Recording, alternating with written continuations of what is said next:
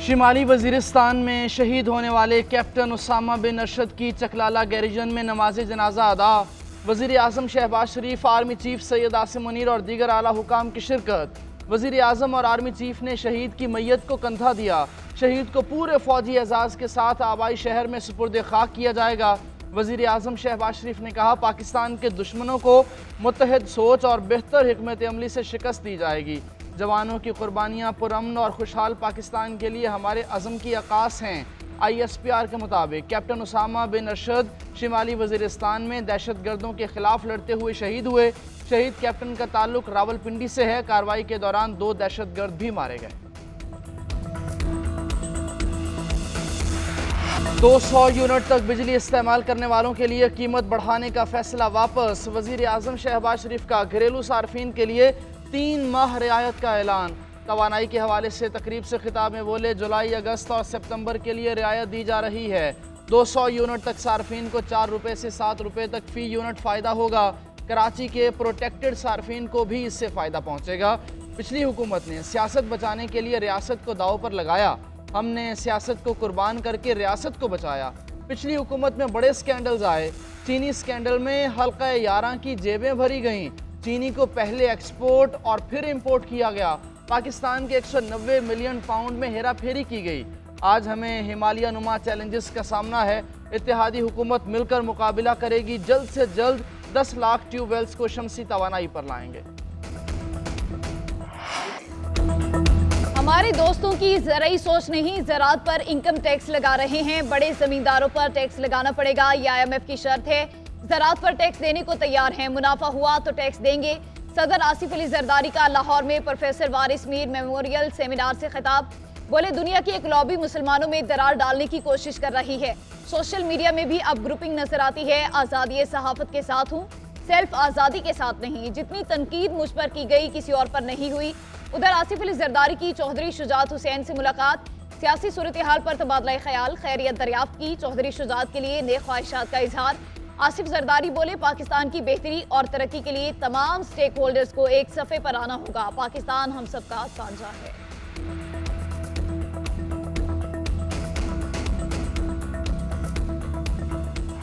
ISI को call सुनने और रिकॉर्ड करने का इख्तियार मिल गया। वफाकी काबीना ने सर्कुलेशन समरी के जरिए मंजूरी दे दी। किसी भी टेलीकम्युनिकेशन सिस्टम की रिकॉर्डिंग की जा सकेगी। कॉल रिकॉर्ड, मैसेज और कॉल ट्रेसिंग का इख्तियार होगा। व्हाट्सएप मैसेज और दीगर एप्लीकेशंस की रिकॉर्डिंग भी की जा सकेगी। ग्रेड 18 या ऊपर के अफसरान को इजाज़त दी गई है। इख्तियार पाकिस्तान टेलीकम्युनिकेशन एक्ट 1996 के सेक्शन 54 के तहत दिया गया है।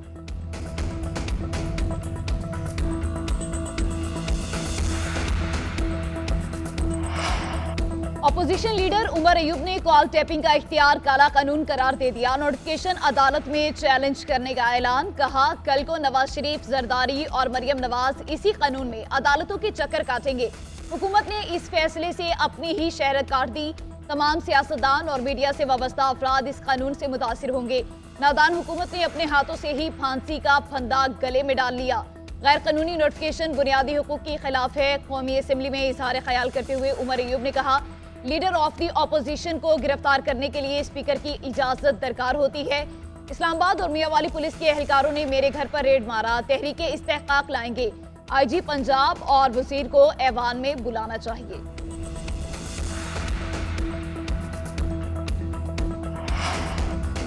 कानून के तहत किसी भी कॉल को ट्रेस किया जा सकता है। यह कोई नया या अनहोना काम नहीं हुआ।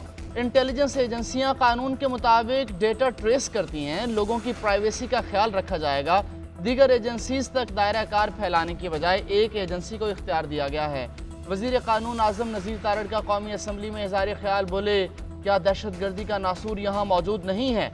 अपोजिशन का वजीर कानून की तकरीर के दौरान शोर शराबा।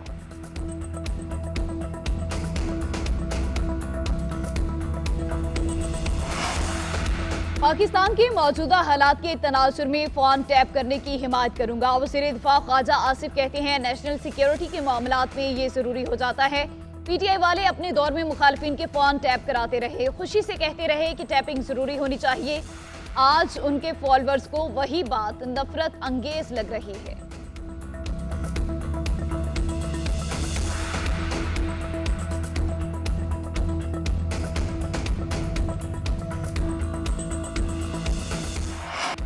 सुन्नी इत्तेहाद काउंसिल को मखसूस नशिस्तें मिलेंगी या नहीं, सुप्रीम कोर्ट के फुल कोर्ट ने फैसला महफूज कर लिया। चीफ जस्टिस काजी फाइज ईसा ने रिमार्क्स दिए, फैसला सुनाने से मुताल्लिक आपस में मुशावरत करेंगे। फैसला कब सुनाया जाएगा अभी कुछ नहीं कह सकते। दौरान समाअत सुन्नी इत्तेहाद काउंसिल के वकील फैसल सिद्दीकी ने दलाइल दिए, 2018 में BAP ने कोई सीट नहीं जीती लेकिन 3 नशिस्तें मिली।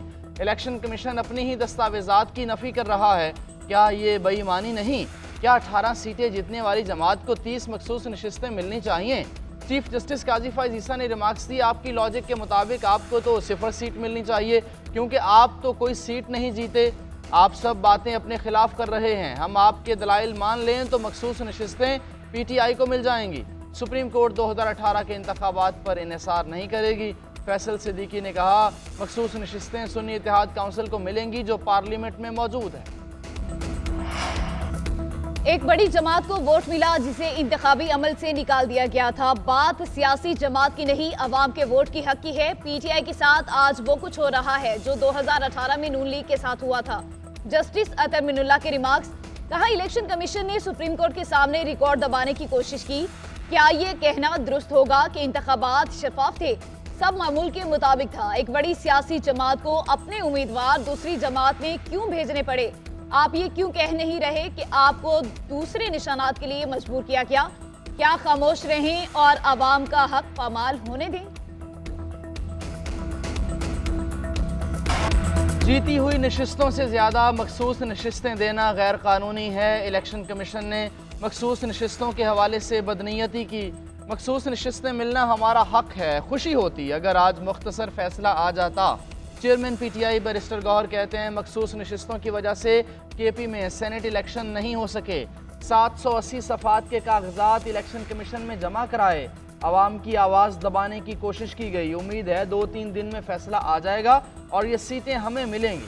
अली मोहम्मद खान ने कहा, पुतली तमाशा बंद किया जाए, मखसूस नशिस्तें हमें मिलनी चाहिए।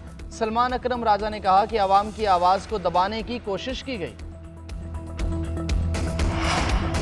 महंगी बिजली और लोड शेडिंग के मारे अवाम के लिए पंजाब हुकूमत का बड़ा तोहफा। सूबाई काबीना ने 500 यूनिट तक बिजली इस्तेमाल करने वाले सार्फिन को सोलर पैनल्स देने की मंजूरी दे दी। वज़ीर आला पंजाब मरियम नवाज का कहना है, 500 यूनिट तक खर्च करने वाले 45 लाख सार्फिन के लिए सोलर सिस्टम ला रहे हैं। गरीब मुल्क में रहते हैं, अवाम के मुफादात का तहफ़्फ़ुज़ बहुत ज़रूरी है। ये नहीं होना चाहिए कि सरमायाकार अमीर हो जाएं और गरीब आदमी अपनी छत बनाने से भी रह जाए। बिजली के बिल बढ़ने की वजह से आवाम में बेचैनी है। अब अपनी टीम से मिलकर उसका हल तलाश किया। प्रोटेक्टेड सार्फिन के लिए टैक्स वापस लेना खुशाइंद है। गंदम ना खरीदने के बावजूद आटे के निर्ख कंट्रोल करना आसान नहीं।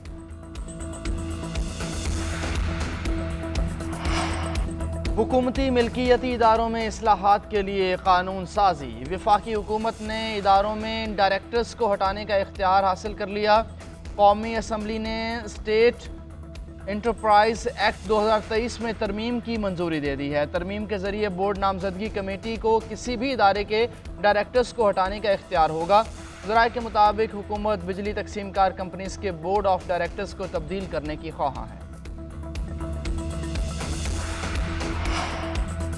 बानी PTI की 3 मुकदमात में जमानत की दरख्वास्तें खारिज। लाहौर की इंसदाद दहशतगर्दी अदालत ने फैसला सुना दिया। बानी PTI के खिलाफ जिना हाउस, अस्करी टावर, थाना शादमान, जलाओ घेराव के मुकदमा दर्ज हैं।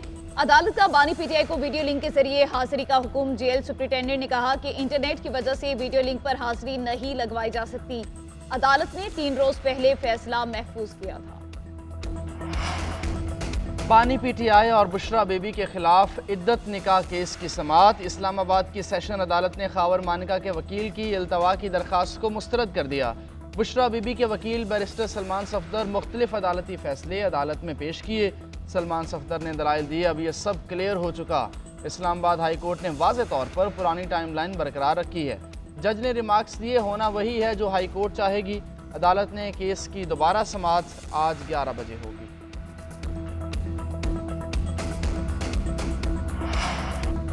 आपको निकाह की इतनी जल्दी थी तो कौम को वजह तो बता दें। बुशरा बीबी इद्दत पूरी होने तक निकाह का इंतजार कर लेती। बुशरा बीबी के साबिक शोहर खावर मानिका की न्यूज कॉन्फ्रेंस, बोले अगर तलाक हो गई तो क्या बुरा था कि निकाह के लिए रुक जाते।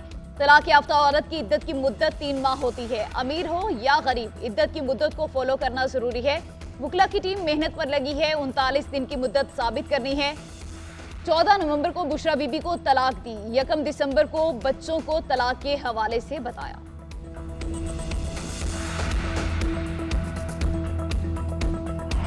क्रिकेट स्ट्रक्चर में बेहतरी के लिए डोमेस्टिक क्रिकेट मजबूत बनाने पर इत्तफाक। टेस्ट और अंडर 19 टूर्नामेंट्स कराने का फैसला। साबिक क्रिकेटर्स की चेयरमैन पीसीबी से मुलाकात।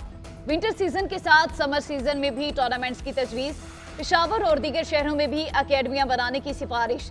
साबिक क्रिकेटर्स के पाकिस्तानी कोचेज और सिलेक्शन कमेटी के अरकान पर तहफ़्फ़ुज़ात। बच्चों के मायार पर भी तशवीश। मोहसिन नकवी ने काबिल अमल तजवीज़ पर अमल दरामद की यकीन दहानी करा दी। कहा 4 रोज़ा और अंडर 19 टूर्नामेंट्स पर फोकस करेंगे। समर सीजन एबटाबाद या हुंजा में कराने का प्लान है। ग्राउंड और पिच की बेहतरी के लिए इकदाम कर रहे हैं।